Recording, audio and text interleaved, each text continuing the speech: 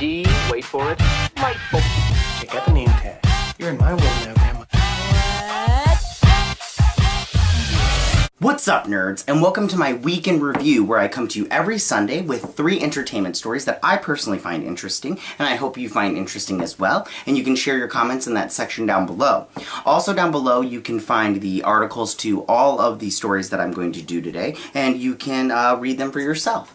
So for the first story, it's not really huge news, but it's very interesting, and a good idea in my opinion, is that Sonic the Hedgehog, the movie, has been pushed back to February 2020. And the reason for that is Jeff Fowler tweeted this out, and the reason for that is they did that first trailer, you can see my reaction right here, and they basically got a huge backlash because Sonic looked weird and everything, and so a lot of people did their own Photoshop, fixes of the character Sonic the Hedgehog, and Fowler, he had tweeted, we heard you and we're going to fix it, and they decided that they were going to go through the entire movie and fix Sonic the Hedgehog through the whole movie. Which probably was a good idea on their part, just in the fact that now, fans will be all like, hey, you're listening to us, which is something you should have done in the first place. So now that's been pushed back until 2020. So February, so not too far away. So you'll be able to enjoy it, and hopefully people will go see it now that they've taken it seriously, the fans seriously, and decided to change it. Now for my second story is that HBO's programming director, Casey Bloys, was asked if there would be, he said there would be no sequels to Game of Thrones, and he said that he was asked if there would be any spin-off / sequels, aka like Arya or Sansa or anything like that, and they said they didn't want to, he said they didn't want to like cheapen what D&D had done, and basically just that these character stories are over, and they didn't want to, ruin their work or whatnot. I can't remember the exact word that he used.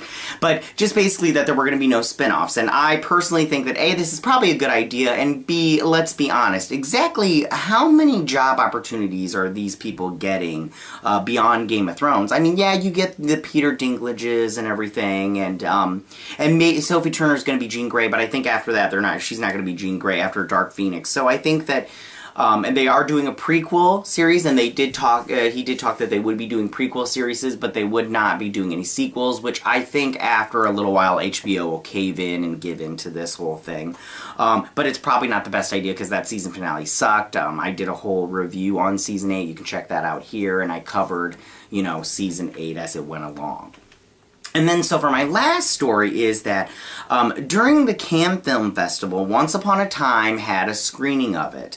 And during the panel after that, one reporter from the New York Times asked Quentin Tarantino about his movie. And let me just say right now, he should have prepared for questions like this. One question was asked was that Margot Robbie's character, and she is playing Sharon Tate, and that he asked that she didn't have that many lines in the movie, and that why she didn't have any lines and everything, and Quentin Tarantino had a really weird answer to that. He said, I reject your hypotheses. And then Margot Robbie, she went on to just say like how it was hard for her to play a character that didn't have a lot of lines and everything. And then also a question was asked about like, is this about violence, what does this say about violence against women? And Brad Pitt did answer and said something along the lines of, this isn't necessarily violence against women, it's more like violence against innocence. Also talking about the fact that Sharon Tate was very pregnant. She was almost due with her baby, and in fact during that whole thing she asked them to please to take her hostage or take her baby out and let her baby live, and that she would do anything that they wanted. They could kill her after the baby was born or whatnot. And they didn't. They killed her. It's very, very sad and very tragic. But I think that with this, Quentin Tarantino needs to really sit down and think about answers to this question, because this is not the last time this is going to come up when this movie gets released. And I think that Quentin Tarantino with his, like, for instance, with his background with Harvey Weinstein, I think that he's going to have stuff like this constantly come up. So I think that he needs to be prepared for it. And you can see, I will leave some links to videos and the article for this, and you can see that all down below and everything. Tell me, what do you guys think about these 3 stories? Are you happy that Sonic is being pushed back and they're making those changes to it? Are you happy that there's going to be no sequels to Game of Thrones and that those characters, that crappy Season 8 will just, it just goes away and you'll be fine with it? And how do you feel about Quentin Tarantino's answer at the Cannes Film Festival about Margot Robbie's character not having very many lines? Go ahead and leave your comments in that section down below. If you like this video, go ahead and hit that like button. I won't mind. If you're new to my channel, please hit that subscribe button. I would greatly appreciate it. And I will check you guys next Sunday with my week in review. You guys have a good week. Bye! Hey nerds, if you like this video, go ahead and click that Geek What icon and subscribe. And if you like this video, go ahead and join me every Sunday with my week in review.